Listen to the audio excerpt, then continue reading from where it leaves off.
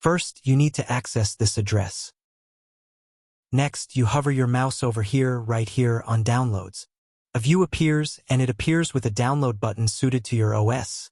I am saying the gray button. You need to click this button to download. After download, you open the file. Okay, after opening the file, we will see a window like this. And now you see two checkboxes below, right? Mark both.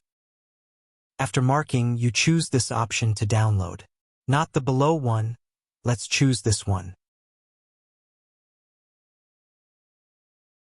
You have now successfully installed Python, right? Now we are going to install VS Code. You access this page and maybe you will also see a download button suited to your OS. Like this. In this case my OS is Mac OS, so it shows me this one. Okay, you click on the download button and install it yourself.